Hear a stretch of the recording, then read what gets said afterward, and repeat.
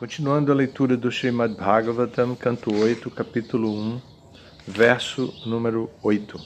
Os manos, os administradores do universo. Repitam, por favor. Sunandayam, Varsha, Shatam, Padaekena, Bhuvam, Sprisham, Tapyamana, Tapaha, Ghoram, Idam, Anvaha, Bharata. A tradução é a seguinte: ó descendente de Bharata, após ter entrado na floresta com sua esposa, Swayambhuva Manu colocou-se à margem do rio Sunanda. Ficou apoiado em apenas uma de suas pernas, e nesta posição, com apenas uma perna em contato com a terra, ele realizou grandes austeridades durante 100 anos. Enquanto realizava essas austeridades, ele falou as seguintes palavras. Significado por sua divina graça, Srila Prabhupada. Srila Vishwanatha Chakravarti Thakura comenta que a palavra Anvaha quer dizer que ele falou ou murmurou para si próprio, e não que ele palestrou com alguém. Só o significado de Prabhupada é só esse. Neste significado, Prabhupada explica apenas uma única palavra para não parecer que Swayambhuva Manu estava na floresta em meditação, mas estava acompanhado por muitas pessoas, por uma comitiva de lá do reino, ou por discípulos, ou por qualquer pessoa. Ele estava acompanhado unicamente da sua esposa, que se chamava Shatarupa. Dizem que o apelido era Chatinha, mas isso são as más línguas que falam essas coisas. Mas ele estava acompanhado só por ela. Ele tinha renunciado o mundo, assim, ele tinha renunciado o reino e tinha ido para a floresta meditar. Então ele murmurou para si próprio, como o Prabhupada diz, Vishwanatha Chakravarti explica que ele murmurou para si próprio. Então ele estava entrando num estado de meditação, de contemplação interior. E ele murmurou para si próprio e não para outras pessoas. A partir de amanhã nós vamos ouvir o que ele falou, mas no momento o significado é esse aqui. Bom, vamos parar por aqui. Todas as glórias a Srila Prabhupada. Continuando a leitura do Srimad Bhagavatam, canto 8, capítulo 1, verso 9. Os manos, os administradores do universo, o verso é Shrimanuruvacha jena chetayate vishwam vishwam chetayate nayam yo jagarti sayan esmin nayam tam veda veda soha. O Senhor Manu disse: o Ser Vivo Supremo criou este mundo material animado, e ninguém deve concluir que ele tenha sido criado por este mundo material. Quando tudo está silente, o Ser Supremo permanece como uma testemunha alerta. A entidade viva não o conhece, mas ele conhece tudo. Vamos repetir, por favor. O Senhor Manu disse: o Senhor Manu disse: o Ser Vivo Supremo, o Ser Vivo Supremo criou este mundo material animado, e ninguém deve concluir que ele tenha sido criado por este mundo material. Quando tudo está silente, o Ser Supremo permanece como uma testemunha alerta. A entidade viva não o conhece, mas ele conhece tudo. Significado por sua divina graça, Srila Prabhupada. Eis uma distinção entre a Suprema Personalidade de Deus e as entidades vivas. Nityo Nityanam Chetanas Chetananam. De acordo com a versão védica, o Senhor é o Supremo Eterno, o Ser Vivo Supremo. a diferença entre o Ser Supremo e o Ser Vivo Comum é que quando este mundo material é aniquilado, todas as entidades vivas, entrando numa condição inconsciente ou adormecida, ficam imersas no esquecimento, ao passo que o Ser Supremo fica desperto e age como a testemunha de tudo. Este mundo material é criado, permanece por algum tempo e então é aniquilado. Entretanto, através de todas essas mudanças, o Ser Supremo permanece desperto. Na condição material de todas as entidades vivas, há 3 etapas de sonho. Quando o mundo material está desperto e é posto em ação, isto é uma espécie de sonho, um sonho vígil. Quando vão dormir, as entidades vivas voltam a sonhar, e quando ficam inconscientes no mundo da aniquilação, após a qual este mundo material fica imanifesto, elas entram em outra etapa de sonho. Portanto, qualquer que seja a sua etapa no mundo material, todas elas estão dormindo. Contudo, no mundo espiritual, tudo está desperto. Hare Krishna. Hare Krishna. Então, ontem nós vimos o verso onde Shukadeva Goswami explica para Parikshit Maharaj o que ele acha que deve ser a resposta para Parikshit Maharaj sobre os manos e os manvantaras. Parikshit Maharaj está querendo saber como a Suprema Personalidade de Deus aparece nas diferentes épocas. E nessas épocas demarcadas por um determinado tipo de administrador do universo, os manos. Então, Parikshit Maharaj quer saber como a personalidade suprema vem. Então, Shukadeva Goswami começa a contar o caso de Swayambhuva Manu, fazendo uma revisão, porque logo ele vai falar de Swayambhuva Manu, mas do filho, especialmente do filho de Swayambhuva Manu, que ainda não foi falado. E é explicado que no 3º canto ele falou da encarnação de Krishna como Kapila Deva. E agora ele vai falar como Jagyamurti. E assim o diálogo entre Parikshit Maharaj e Shukadeva continua. Mas neste verso de hoje, quem está falando é Swayambhuva Manu. Na verdade, se vocês lembrarem, ele não está falando para uma audiência, ele não está nem falando para a esposa dele que estava acompanhando ele na floresta. Ele simplesmente está refletindo, como às vezes a gente fala sozinho. Não sei se é muito comum isso, mas de vez em quando a gente manda um comando para a própria. Dizem que isso é coisa de maluco, mas aqui Swayambhuva Manu tem a cabeça muito clara. Ele não é maluco, mas ao mesmo tempo ele está murmurando. É uma reflexão que vem nele quando ele está na floresta, tendo renunciado ao mundo material. Então ele está na floresta e ele começa a murmurar, a pensar a respeito da existência material. Então a primeira coisa que ele fala é sobre o Ser Supremo dentro da existência material. O mundo material, o que é que ele diz? Ele diz que na verdade ele se foca no Ser Supremo. Ele diz: o Ser Vivo Supremo criou este mundo, o mundo onde nós estamos.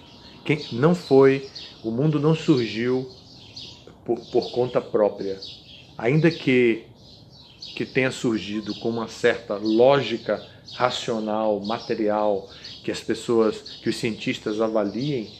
Tudo isso se deve à criação de alguém. Nós podemos, por exemplo, nós mesmos podemos criar um objeto móvel. Na minha infância, a gente usava um carretel de linha. Minha mãe era costureira, então tinha onde a linha enrola. Como é isso em italiano? Não sei o que é a linha. Linha?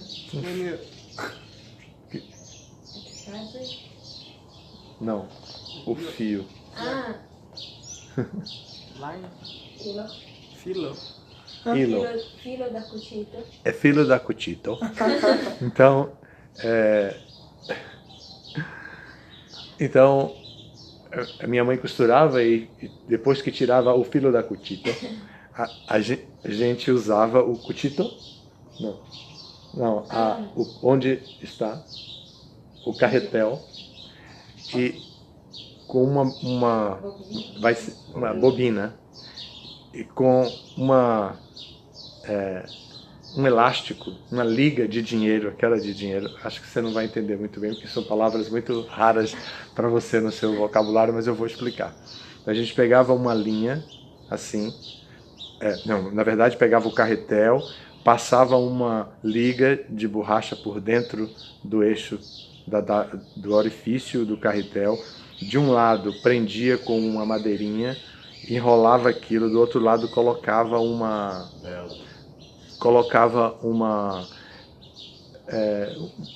pauzinho, e entre o pauzinho e o carretel colocava um pedaço de sabão, uma vela, alguma coisa que derretesse, enrolava aquilo de tal forma que ficava dentro uma pressão e depois soltava, e o carretel andava sozinho. O carretel andava sozinho com aquilo, porque ele ia assim, com a manivela, batia no chão e impulsionava, e ele saía andando. Então eu fazia isso com 8, 9 anos de idade, para brincar de carrinho. E então fica parecendo que ele está andando por conta própria. Então o mundo material parece que funciona apenas pela combinação dos elementos materiais. Mas esses elementos materiais foram criados por alguém. Ainda que eles se combinem e com a energia, com a reciclagem da energia que gira no mundo material, isso produz alguma coisa, ainda assim, o mundo material foi criado por alguém. As peças originais foram criadas por alguém, como qualquer outra coisa dentro desse mundo que a gente vê. Então, aqui, Swayambhuva Manu está murmurando para si mesmo, refletindo. Ele diz: o Ser Vivo Supremo criou este mundo material animado, que se move. E ninguém deve concluir que o Senhor Supremo, o Ser Vivo Supremo, tenha sido criado por este mundo material. Ele não é um produto do mundo material. Essa é a parte importante aqui da mensagem de Swayambhuva Manu. Ninguém deve avaliar o mundo material e pensar: se a pessoa suprema apareceu agora, aqui nesse mundo material, então é produto do mundo material. Por que por que Shukadeva Goswami está falando sobre isso com Parikshit Maharaj? Vamos ver a pergunta de Parikshit Maharaj. A pergunta de Parikshit Maharaj é como o Senhor Supremo aparece dentro dos Manvantaras. Então ele está primeiro estabelecendo o Siddhanta. Shukadeva Goswami está dizendo para Parikshit: preste atenção ao conceito imutável da filosofia. O Senhor Supremo aparece nos diferentes Manvantaras, como você já sabe, mas nunca ninguém deve pensar que ele é produto do mundo material. Ele aparece nos Manvantaras para compor uma realidade, dar uma mensagem, mas ele nunca foi criado pelo mundo material. Então essa é a ideia de Shukadeva Goswami, dar um depoimento através do qual Parikshit Maharaj possa compreender que nas diferentes épocas o Senhor Supremo aparece, mas ele nunca é produto do mundo material. Que no mundo material animado as coisas funcionam por uma energia que parece do mundo material, mas não é. Essa energia original é do Senhor Supremo. Como no brinquedinho que eu falei, a gente rodava a manivela, enrolava a liga de borracha e então soltava. E a liga ia empurrando a manivela batia no chão, pressionava o carrinho rodava, o carretel rodava. Então, da mesma forma, o mundo material é animado. E o Senhor Supremo aparece, o Ser Vivo Supremo, aparece dentro do mundo material, nos diferentes manvantaras, mas ninguém deve pensar que ele é produto do mundo material. Isso é o que Shukadeva está usando, a reflexão de Swayambhuva Manu, depois de ter abandonado um reino extremamente próspero e ir com Chatinha, né, para Shatarupa, para a floresta, para meditar. Então, na meditação dele, no começo da meditação, ele está fazendo essa reflexão sobre o mundo material e sobre o Senhor Supremo. Depois ele diz que quando tudo está silente, o Ser Supremo permanece como uma testemunha alerta. Porque, como o Prabhupada explicou no significado, a criação do mundo material é cíclica. O mundo material é criado, todas as energias interagem, movimentam o mundo e depois tudo desaparece. Então, e quando desaparece, fica tudo silêncio, quando vem a noite de Brahma. No dia de Brahma, que é muito longo, tudo alvorece. E quando a noite de Brahma vem, tudo anoitece, né? E com a noite vem o silêncio e tudo. O que acontece com as entidades vivas? As entidades vivas ficam inativas dentro do corpo de Mahavishnu, situadas dentro do corpo de Mahavishnu, esperando, na forma de pradhana, é o termo técnico, na forma de pradhana toda a energia material vai, e as entidades vivas que ficam nesse mundo, tentando desfrutar, e quando chega nesse período, ela fica lá dentro. Aí fica silente. Mas quando está tudo em silêncio, a entidade viva está num tipo de sonho, lá quietinho, dormindo, então, o que acontece? O Senhor Supremo está alerta, ele está acordado, ele não está dormindo. A entidade viva não o conhece ou não reconhece o Senhor Supremo. A entidade viva tem muita dificuldade de reconhecer a autoridade da pessoa suprema, porque os sentidos são tão fortes, tão impetuosos, que estão sempre gritando para a entidade viva: atue, trabalhe dessa maneira, utilize toda a sua energia, o seu corpo para desfrutar, seja feliz, seja feliz, seja feliz, lute por sua felicidade. Então, como com tantos apelos na energia material, como a entidade viva vai espontaneamente reconhecer o Senhor Supremo e conhecer o Senhor Supremo? Espontaneamente ela não vai. Então ela precisa de uma ajuda. Mas aqui o ponto é explicar a diferença entre a entidade viva e o ser vivo supremo. Prabhupada cita os Upanishads de Nityo Nityanam Chetanas Chetananam. Aí Prabhupada só diz isso, mas depois, no Upanishad, o verso continua. Eko Bahunam Jovidadati Kamam. Essa é a segunda parte do verso que Prabhupada aqui não citou, só diz Nityo Nityanam Chetanas Chetananam. Então ele diz aqui que eternamente a entidade viva consciente, Chetanam, a entidade viva consciente, o ser supremo é ciente, é o termo que é usado aqui, ele é consciente, ele é pensante. E a entidade viva também é eternamente pensante. Aí depois, a segunda parte, Eko Bahunam Jovidadati Kamam, diz, o ser supremo é único. A entidade viva, as entidades vivas são muitas. O ser supremo é o predominador. E a entidade viva é o predominado. A entidade viva depende do Senhor Supremo. Então, Prabhupada explica isso para dizer que há para confirmar o que Shukadeva está apresentando da fala de Swayambhuva Manu, dizendo que a entidade viva não o conhece, mas ele conhece tudo. Para tomar a decisão de ir para a floresta, de abandonar um reino próspero, com a comida garantida no prato, todos os dias, com tudo garantido, com seguro de vida, com previdência, com todos os confortos que ele pode imaginar dentro do mundo. E para abandonar isso e ir para a floresta meditar, ele tem que ter uma consciência filosófica inteiramente clara. E é isso que a primeira coisa que ele faz quando ele se depara com a natureza material, com a floresta, é pensar, é refletir sobre ele ali. Então ele diz, né? Existe um controlador supremo.